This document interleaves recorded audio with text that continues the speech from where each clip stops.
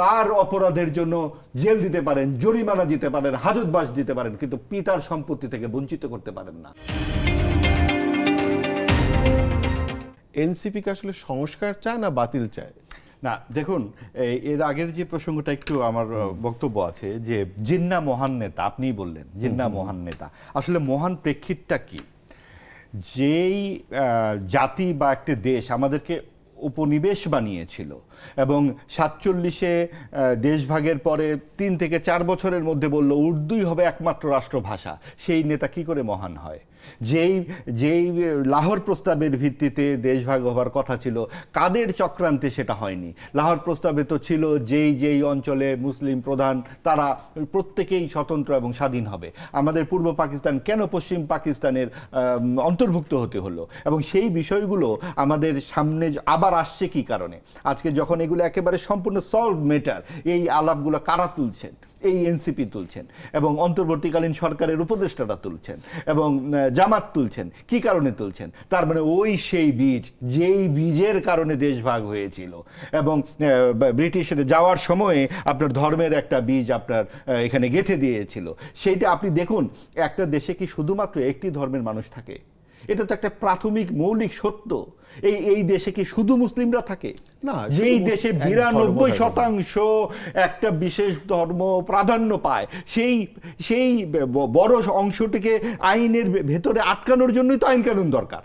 তার মানে সেটাকে তো আবার ইসলামিক রাষ্ট্র করবার তো আর দরকার পড়ে না। তাহলে তো এই যারা প্রবলভাবে উপস্থিত এই একটি রাষ্ট্রে, তারা তো আরো প্রবলতর হয়ে উঠবে।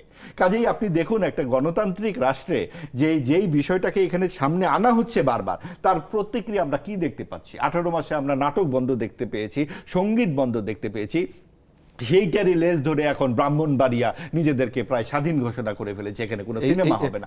এইটাই আমি একটু জিজ্ঞেস করবো করে জুয়েল ভাই, মানে আমার প্রশ্নটা একদম সোজাসুজি, যেই রাষ্ট্রে সরকার যখন কোনো একটা চলচ্চিত্রের ছাড়পত্র দেয়, তখন সেই চলচ্চিত্র বা সেই নাটকের কি প্রতি জেলা শহরের ডিসি সাহেবের কাছ থেকে কি আলাদা আলাদাভাবে আবার ছাড়পত্র নিতে হবে? দেখুন, আপনার প্রশ্নটি আসলে খুবই ব্যঙ্গাত্মক এবং এটাই কিন্তু আসলে আমাদের এই সাম্প্রতিক যে একেবারে মানে হাস্যকর সমস্ত ধারণার প্রতিবিম্ব বলে আমার মনে হচ্ছে।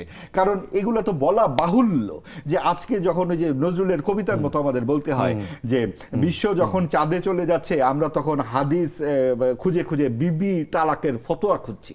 সেই নজরুলের কবরে কাকে আমরা শায়িত করেছি? যিনি সাম্প্রদায়িক রাজনীতির পক্ষে কথা বলেছেন। আর নজরুলকে আমরা কি সাম্প্রদায়িক কবি মনে করছি? নজরুলই তো গাহি সাম্যের গান বলেছেন, মানুষের সাথে নয় কিছু মহিয়ান। তাহলে সেই নজরুলকে আমরা কোথায় নামালাম? অর্থাৎ এত কিছু জায়গা থাকতে নজরুলের ভেতরে আমাদেরকে দিতে হবে। আজকে ইনকিলাব মঞ্চ দেখি তারা আবার গায়েবানা জানাজা পড়ছে। ধর্ম নিয়ে, ইসলাম নিয়ে এগুলো কি ঠাট্টা মশকরা ভাই? এটা তো আমারও ধর্ম, আপনারও ধর্ম, যার 92% মানুষের ধর্ম। আপনি কি একটা ঠাট্টা মশকরা পেয়েছেন? এবং এই জায়গাগুলোকে আমরা কোথায় নিয়ে যাচ্ছি? একজন প্রবীণ মানুষ মারা গেছেন এবং তিনি এই দেশের স্বাধীনতার একটা বড় অধ্যায় নেতৃত্ব দিয়েছেন। আজকে আপনারা বলতে পারেন না আমরা রাজাকার আলবদর এই সমস্ত বিতর্ক করব না। কেন করবেন না ভাই? আপনারা যখন বলছেন পুরনো বন্দোবস্তে আমরা ফিরবো না, পুরনো বন্দোবস্ত জিনিসটা কি সেটাতেই তো আপনাদের আগে পরিষ্কার হতে হবে।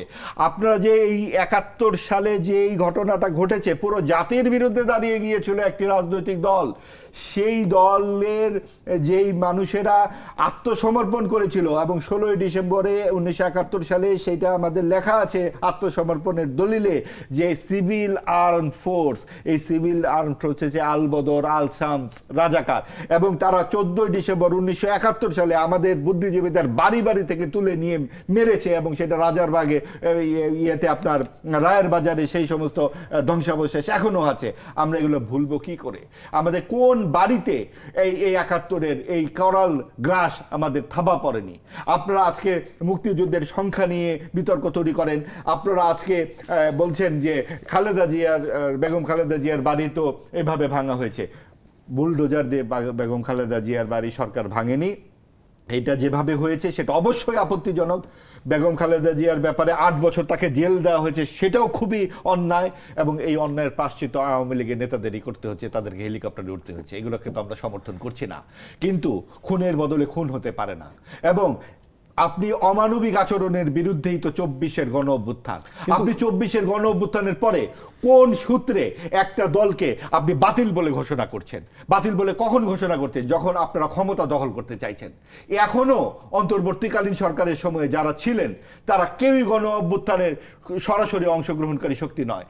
তারা যেভাবে কথা বলছেন এবং তারা যেই রকম ফন্দি ফিকির করছেন, তাতে মনে হচ্ছে যে তারা এখনো এই ডানপন্থী এই শক্তির সঙ্গে তারা অঙ্গীভূত, এবং আগামীতেও এই চির বিভাজিত একটা রাজনৈতিক সংস্কৃতি আমরা দেখতে পাবো। আমরা অন্তর্ভুক্তিমূলক সমাজ চাই। আপনি চোর, ডাকাত, গুন্ডা, শয়তান সকলেই এক সমাজে অংশীদার। আপনি তাকে তার অপরাধের জন্য জেল দিতে পারেন, জরিমানা দিতে পারেন, হাজতবাস দিতে পারেন, কিন্তু পিতার সম্পত্তি থেকে বঞ্চিত করতে পারেন না। আওয়ামী লীগের কর্মীরা তাই, এবং এই দেশে তাদের অধিকার আছে, যেমন আছে বিএনপি এবং জামাতেরও। ঠিক আছে, সকলেরই। এখানে